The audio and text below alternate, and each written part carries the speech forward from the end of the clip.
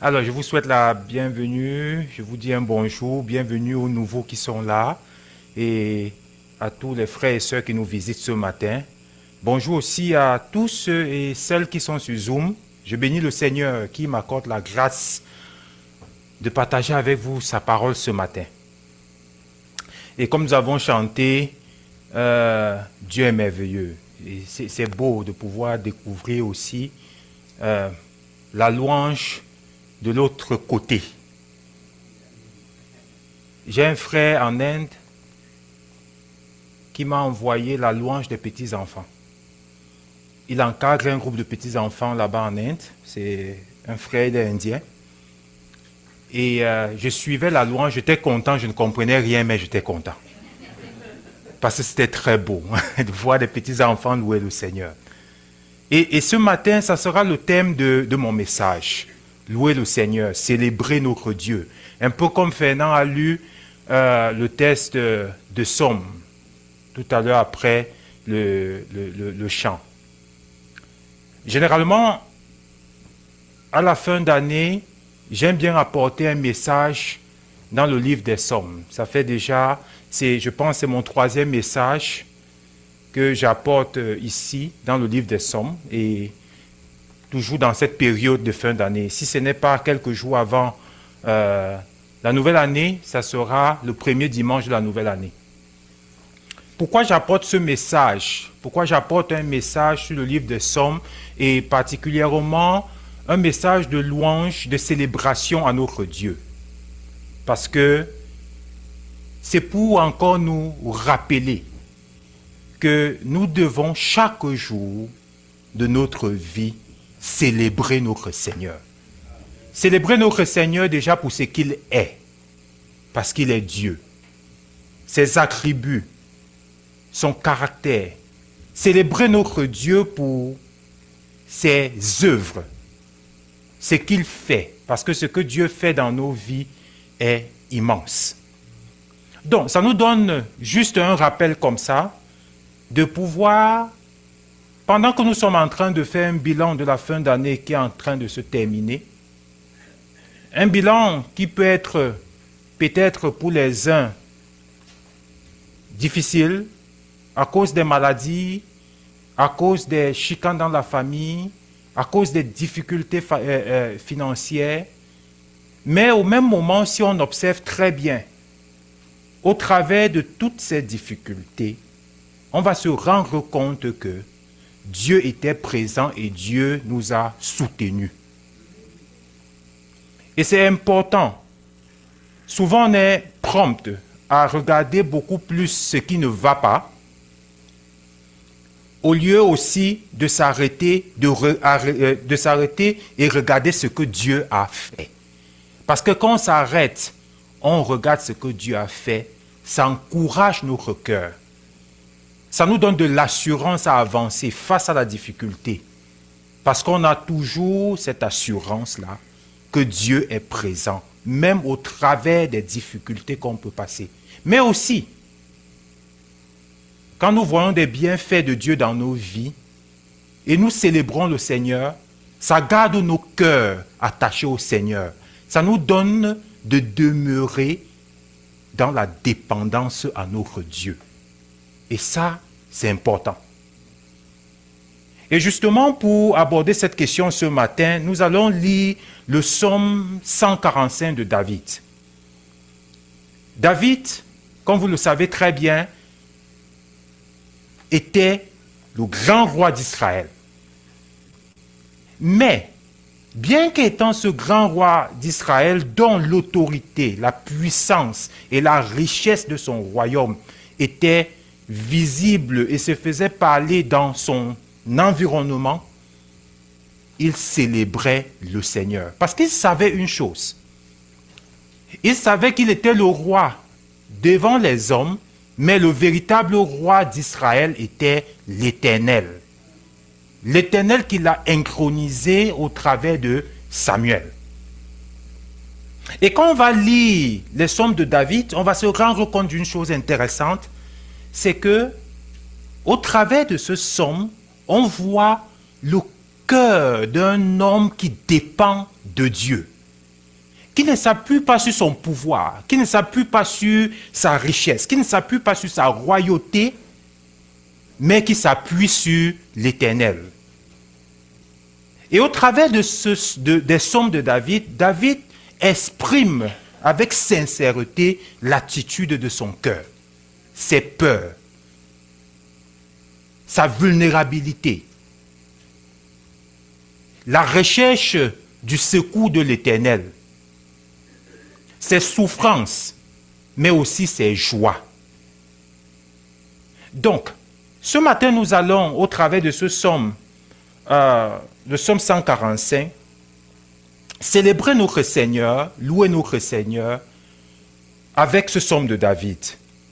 Je vais lire le psaume 145,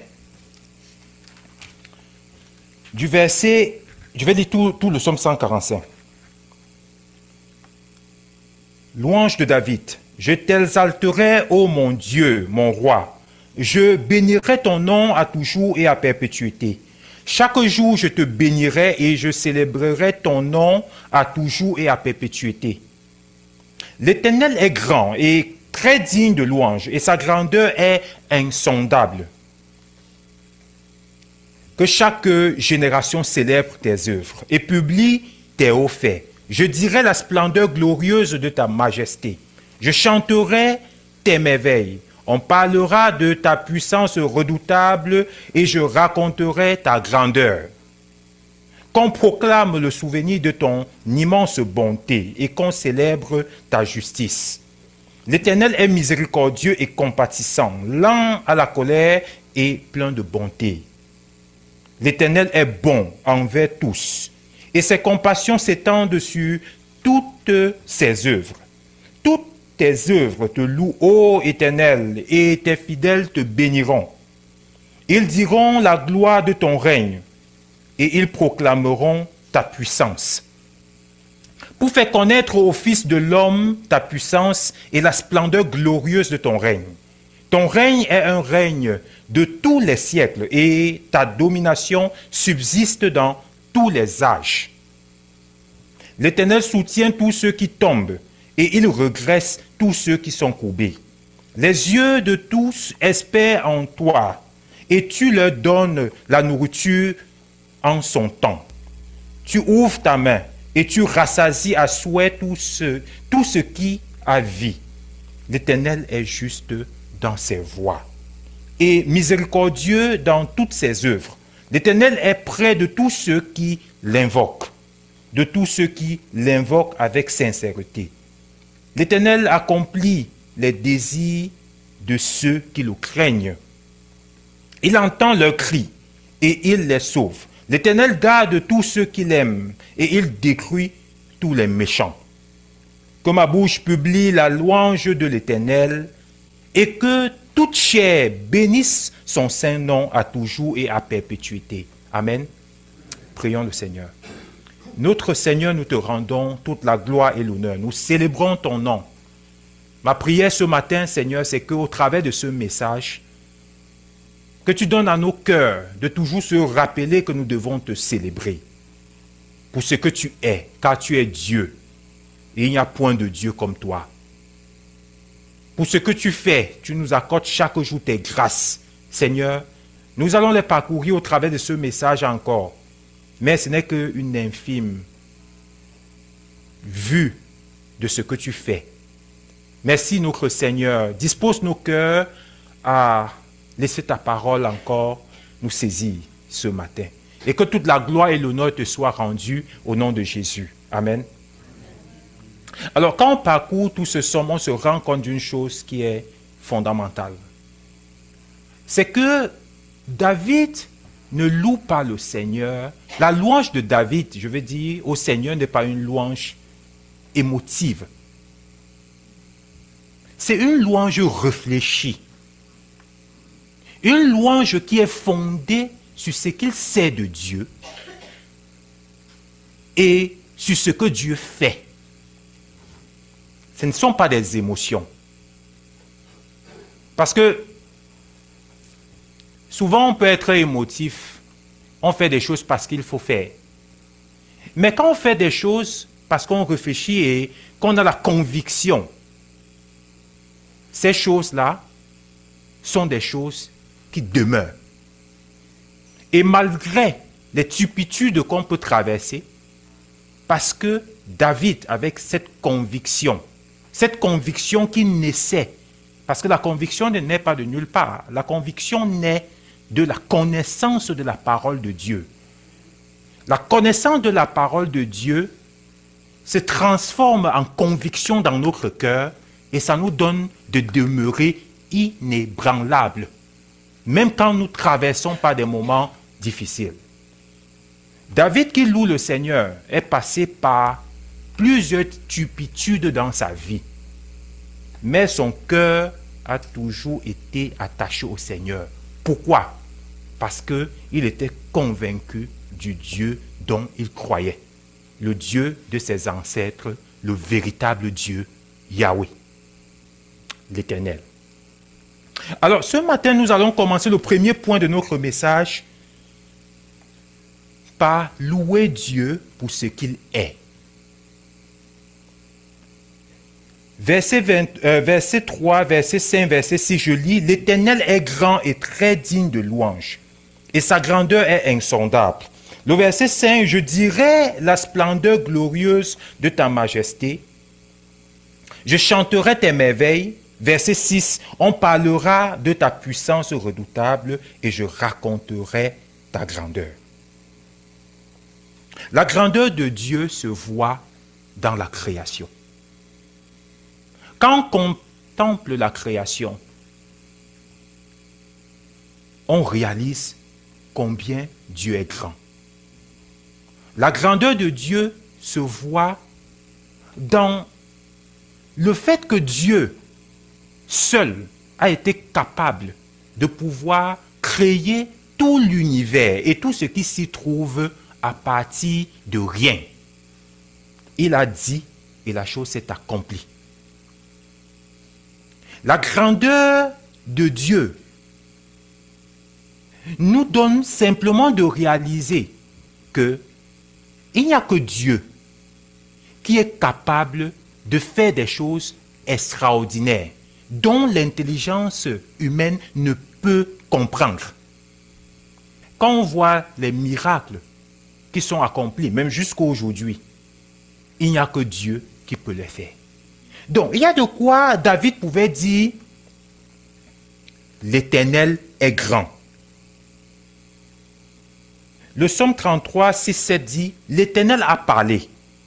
Les cieux ont été faits par la parole de l'Éternel, et toute l'armée des étoiles est née du souffle de sa bouche. » Il n'y a que Dieu qui peut le faire. Les eaux des mers, il les amasse et les endigue.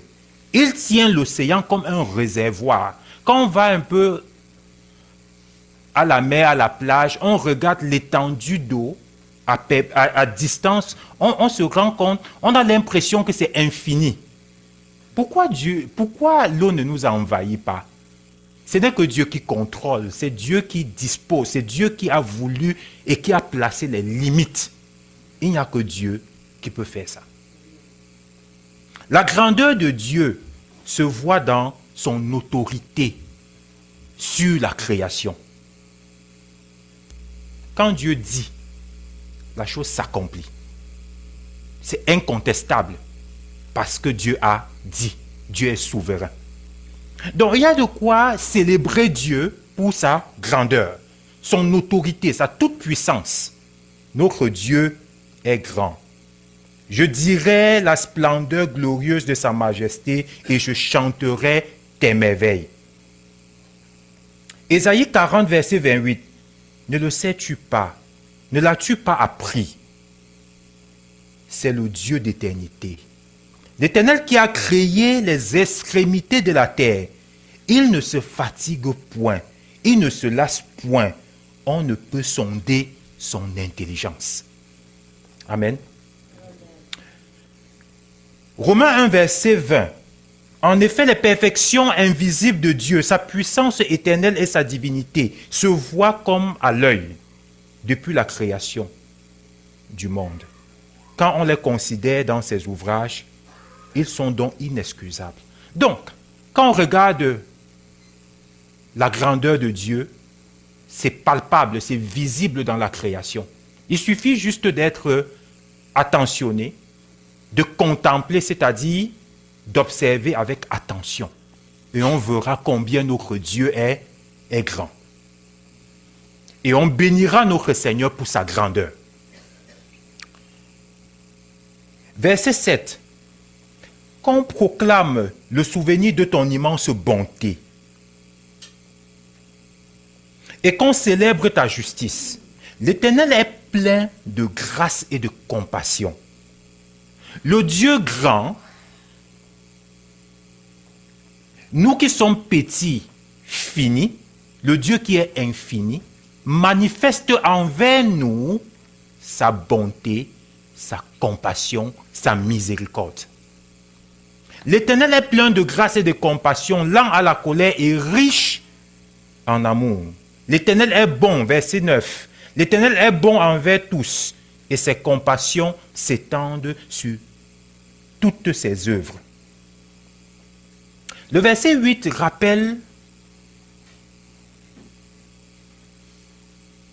un test qui est le cœur même du livre d'Exode. Exode 34, verset 6. Quand Moïse, dans le découragement à cause du péché du peuple d'Israël dans le désert, quand ils sont sortis d'Égypte, ils arrivent dans le désert, le Seigneur leur donne les 10 commandements. Et le premier commandement que le Seigneur leur donne, le Seigneur dit, l'Éternel, le Seigneur commence, l'Éternel est unique. Il n'y a pas un autre Dieu, je paraphrase. Tu n'adoreras point un autre Dieu que l'Éternel, que Yahweh. Tu aimeras ton Dieu de tout ton cœur, de toute ton âme et de toute ta pensée. Tu n'adoreras pas une image taillée. Donc, tu ne feras pas une image quelconque de Dieu. Mais, à peine Moïse est monté à la montagne, à la rencontre du Seigneur, ils sont restés faire un veau d'or pour adorer. Et quand Moïse redescend, le Seigneur avertit Moïse depuis la montagne que regarde ce que ce peuple a fait. Je vais exterminer ce peuple. Parce que ce peuple vient de commettre quelque chose d'abominable. Moïse descend, Moïse voit qu'ils ont fabriqué le veau d'or. Ils sont en train d'adorer en disant, c'est ce veau d'or qui les a délivrés de l'esclavage d'Égypte. Moïse est dépassé par la situation, mais Moïse continue à intercéder pour son peuple. Dans ce découragement, Moïse, à la rencontre du Seigneur, va rechercher que le Seigneur se manifeste en lui pour lui donner cette force encore de continuer à cheminer avec ce peuple désobéissant. J'ai cherché le bon mot. Le bon mot m'a échappé. Pour dire le péché qu'ils avaient commis était grave. Et le Seigneur lui-même le dit. Et Moïse dit au Seigneur, Seigneur, fais-moi voir ta gloire. Et Dieu va se manifester à Moïse au verset 34. Va dire, l'Éternel, l'Éternel, le Dieu compatissant, riche, lent à la colère et riche en amour, riche en bonté. David va redire ce même texte au verset 8. On reviendra dessus un jour. Peut-être dans l'année prochaine, je vais faire toute une prédication sur ce texte. Parce que c'est très profond, cette révélation du Seigneur. On va un peu aborder aujourd'hui, puisque David nous le présente, nous donne de célébrer l'Éternel pour ce qu'il est. Dieu est compatissant et plein de grâce. Le mot qui a été traduit par compatissant, en hébreu, c'est rachum. Ça signifie entrailles. Entrailles d'une femme. Et c'est ces entrailles-là qui portent un bébé. Et c'est comme un symbole de la tendresse, d'un amour, d'un tendre amour. Et dans ce contexte, ça veut dire simplement que l'Éternel exprime son amour envers le pécheur, le pauvre, le vulnérable. Dieu est compatissant. C'est ça la compassion. Exprimer son amour envers celui qui est pauvre. Exprimer son amour envers celui qui est vulnérable. Exprimer son amour envers le pécheur. Ça là, c'est un attribut fort de Dieu. Il est plein de grâce. Le mot en hébreu qui est traduit par grâce, c'est shanoun, qui exprime, qui a l'idée d'accorder une faveur, un don, un cadeau à quelqu'un qui ne mérite pas. Nous ne méritons pas. Donc, quand David va dire « L'Éternel est plein de grâce et de compassion », il mesure bien ce qu'il est en train de dire. Qui sommes-nous pour mériter quoi de l'Éternel? Dieu nous accorde tout par sa grâce et simplement par sa grâce. Un frère a dit, je vais le citer, il s'appelle Riley. Il dit, le christianisme se distingue de toutes les autres religions parce qu'il est un message de grâce. Jésus-Christ est la révélation suprême de la grâce de Dieu. Le salut est par la grâce et la grâce gouverne et renforce la vie chrétienne. Sans la grâce, le christianisme n'est rien. Amen. Dieu est notre attribut de Dieu pour lequel nous devons célébrer notre Seigneur. Dieu est lent à la colère. La parole de Dieu nous dit que si Dieu comptait nos fautes, qui vivrait? Personne.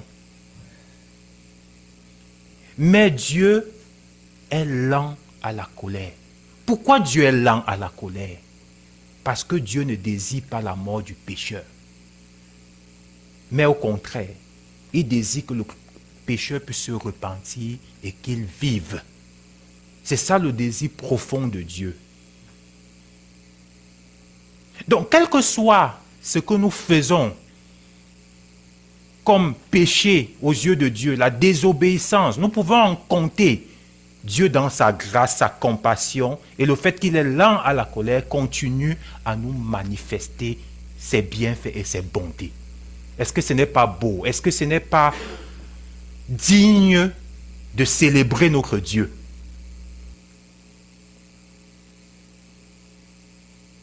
Est-ce qu'on va donc dire que le fait que Dieu est lent à la colère signifie que Dieu ne punit pas le pécheur?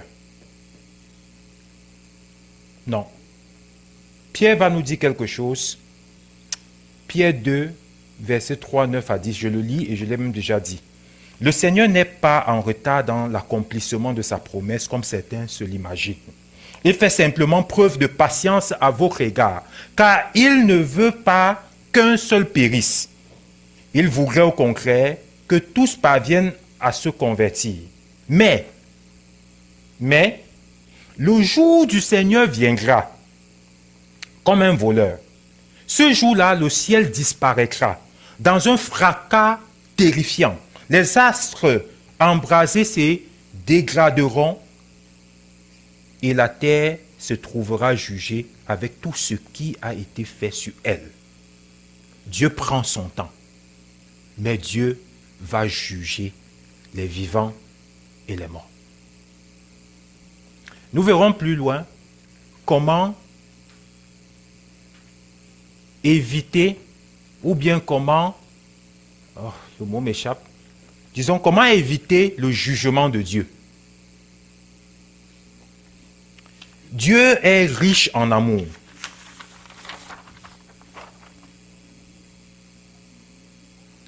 Le mot en hébreu qui a été traduit par amour, c'est chesed, qui fait allusion à la bonté. C'est un peu un synonyme des autres mots que nous avons lus. La bonté, la miséricorde ou encore la fidélité, la loyauté de Dieu. L'amour de Dieu est constant et Dieu est fidèle. Dieu nous aime de façon inconditionnelle et il demeure fidèle dans son amour envers nous.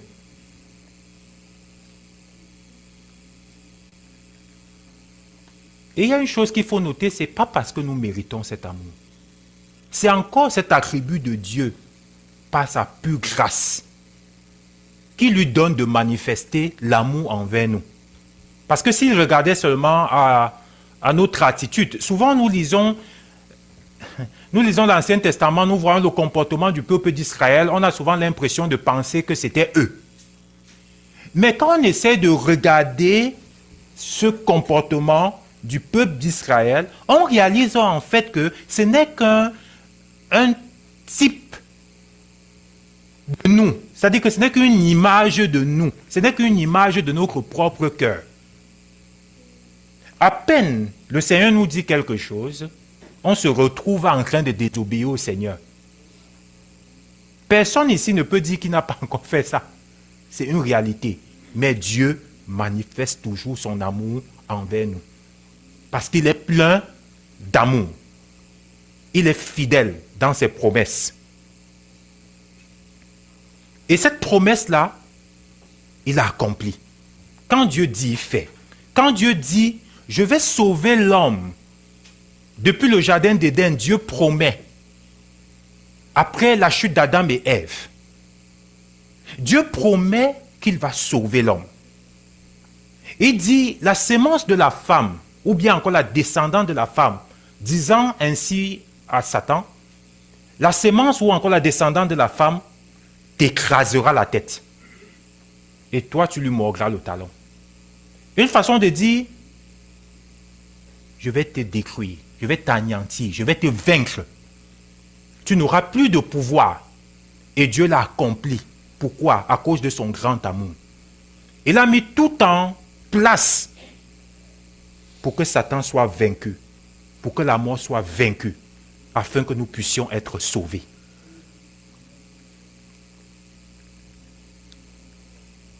Louez Dieu pour ce qu'il fait. Deuxième partie de notre message. Verset 14. L'Éternel est le soutien de tous ceux qui tombent. Il relève tous ceux qui fléchissent.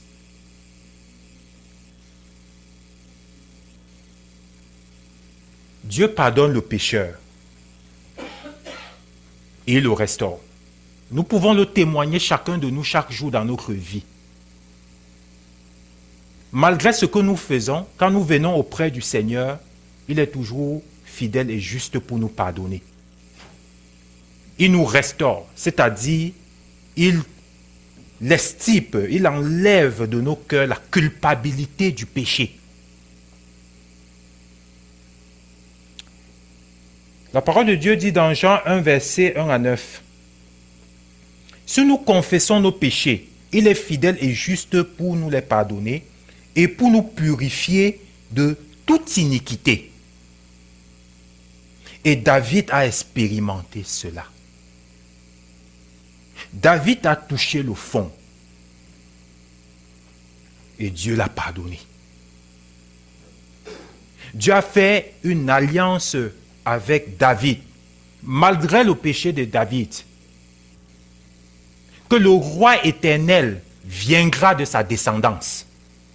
Et ça s'est accompli en Jésus-Christ. Amen. Dieu pourvoit à nos besoins.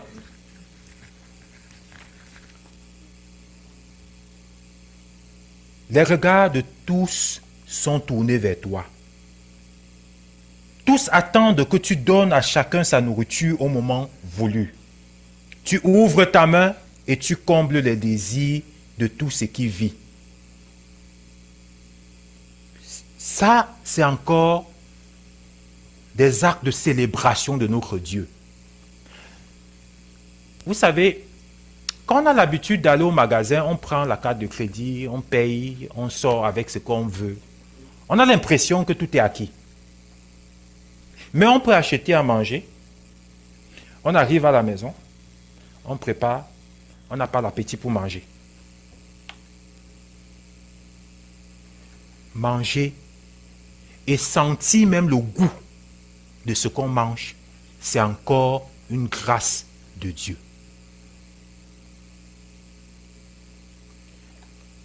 Quand on prie souvent pour le repas, on peut avoir l'impression que c'est une routine. Mais c'est une attitude de cœur qu'il faut.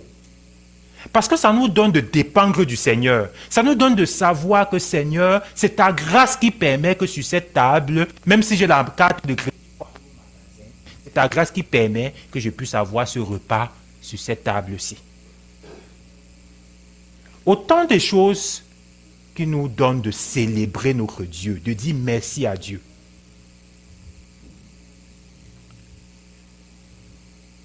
Celui qui est humble va compter sur Dieu pour sa provision.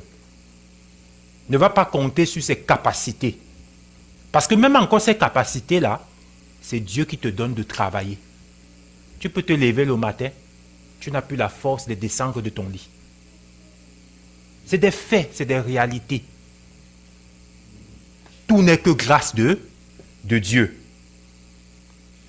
Et compter les bienfaits de Dieu nous donne d'être heureux. Compter les bienfaits de Dieu nous donne de réaliser combien Dieu nous aime. Et c'est important. Celui qui ne sait pas apprécier ce que Dieu lui donne est malheureux. Parce que il va demeurer aigri et jaloux. Il sera malheureux. Mais celui qui sait compter ce que Dieu lui donne est heureux. Amen. Dieu exauce la prière. Verset 18. L'Éternel est près de tous ceux qui l'invoquent, avec sincérité. Il accomplit les désirs de ceux qui le craignent. Il entend leurs cris et il les sauve.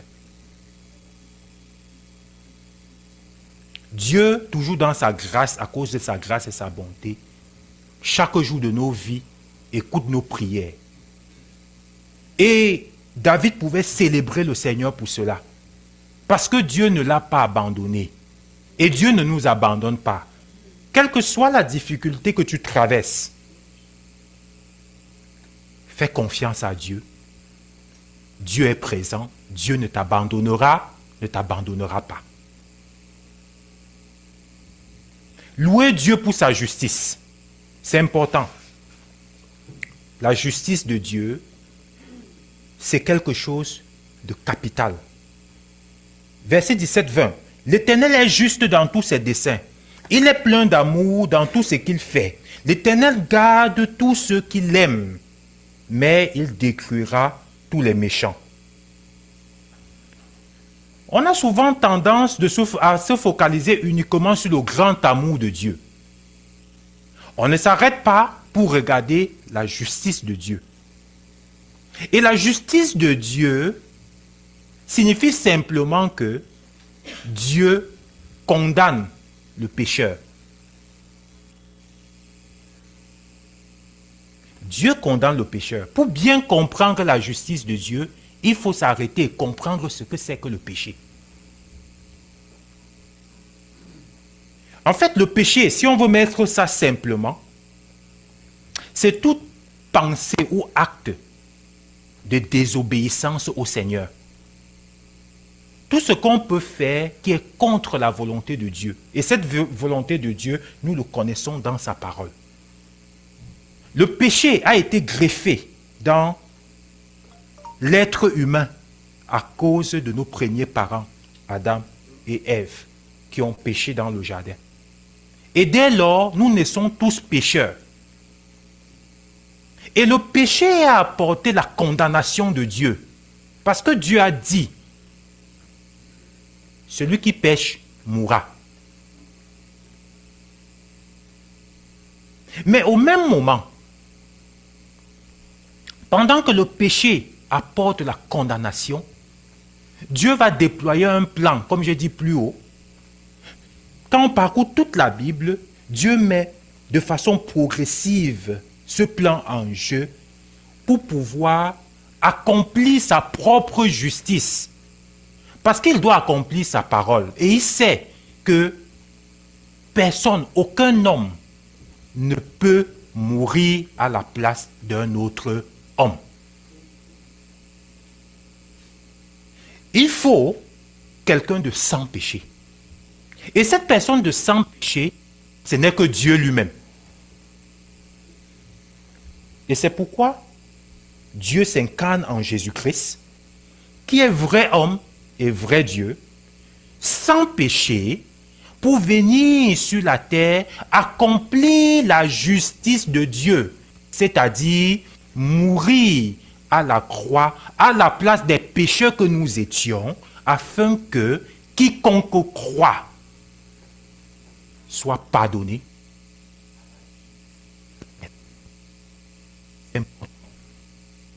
On peut avoir l'habitude d'entendre ce message-ci. Ce n'est pas peut-être la première fois. Mais je vous assure, et au même moment je vous encourage, pour ceux qui n'ont pas encore fait ce choix de suivre le Seigneur Jésus, en passant par la repentance et en croyant que Christ est mort sur la croix et ressuscité pour porter le péché de l'homme afin que Dieu lui accorde son pardon et la vie éternelle. Si quelqu'un n'a pas encore fait ce choix, il est capital de le faire parce que notre éternité en dépend. La Bible nous dit, il est réservé à l'homme de mourir une seule fois, après quoi vient le jugement de Dieu. Et le jugement de Dieu, c'est sur tous ceux qui ont refusé de croire au nom du Fils unique de Dieu, Jésus. Ils sont déjà condamnés. Je ne suis pas en train de parler de la religion ici. Je suis en train de parler de la vérité. Et je veux que ça résonne dans le cœur de celui qui ne connaît pas encore le Seigneur, comme le Seigneur qui est en train de lui parler. Parce que c'est la vérité. Personne de nous ne connaît le lendemain. Pendant qu'on vit à chaque instant, il est important de faire le choix. Et ce choix ultime, c'est uniquement en Jésus-Christ seul, car il est le chemin, la vérité et la vie.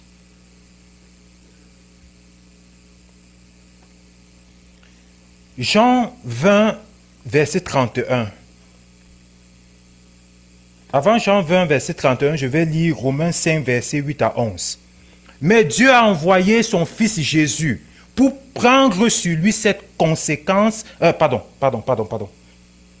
Alors que nous étions encore des pécheurs, le Christ est mort pour nous. Donc, puisque nous sommes maintenant déclarés justes grâce à son sacrifice pour nous, nous serons à plus forte raison encore sauvés par lui de la colère à venir. Alors que nous étions ses ennemis, Dieu nous a réconciliés avec lui par la mort de son Fils. À plus forte raison, maintenant que nous sommes réconciliés, serons-nous sauvés par sa vie.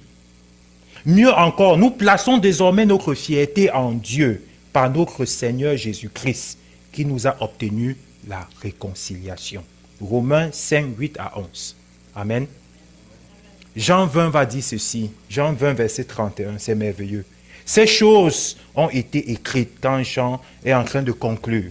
Ces choses ont été écrites afin que vous croyiez que Jésus est le Christ, le Fils de Dieu, et qu'en croyant, vous ayez la vie en son nom.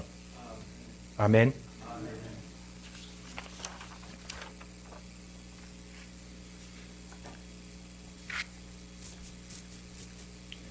1 Thessaloniciens 5, verset 9 à 10. car Dieu ne nous a pas destinés à connaître sa colère, mais à posséder le salut par notre Seigneur Jésus-Christ. Il est mort pour nous afin que, vivants ou morts, nous entrions ensemble avec lui dans la vie. C'est beau, hein? C'est ça la justice de Dieu. Il y a de quoi célébrer notre Seigneur. Amen. Louez Dieu pour son royaume éternel. Toutes tes œuvres, verset 10, toutes tes œuvres te louent, ô Éternel, et tes fidèles te béniront. Ils diront la gloire de ton règne, et ils proclameront ta puissance. Pour faire connaître au Fils, verset 12, pour faire connaître au Fils de l'homme ta puissance et la splendeur glorieuse de ton règne. Verset 13, ton règne est un règne de tous les siècles, et ta domination subsiste dans tous les âges. David va dire, ton règne est un règne de tous les siècles, et ta domination subsiste dans tous les siècles. Le règne de Dieu est manifesté par sa souveraineté, par son autorité sur toute la création. Par le fait que Dieu gouverne sur la création. Et le règne de Dieu est à la fois présent et futur. Présent parce que pour le chrétien, sa vie, Dieu règne sur sa vie. C'est Dieu qui contrôle sa vie. Futur, parce qu'un moment viendra où Dieu établira son règne pour l'éternité. Et il régnera pour l'éternité. Il aura toute la gouverne pour l'éternité. Il est important de célébrer notre Dieu pour son règne. Parce que notre espérance dépend de cela. Nous espérons qu'un jour, ayant goûté, comme nous sommes en train de goûter pour ceux qui sont chrétiens, le règne de Dieu dans leur vie, l'autorité de Dieu, la gouverne de Dieu sur leur vie, on va entrer dans la plénitude, dans l'éternité, dans le règne de notre Seigneur. Est-ce que ça, là, ce n'est pas glorieux?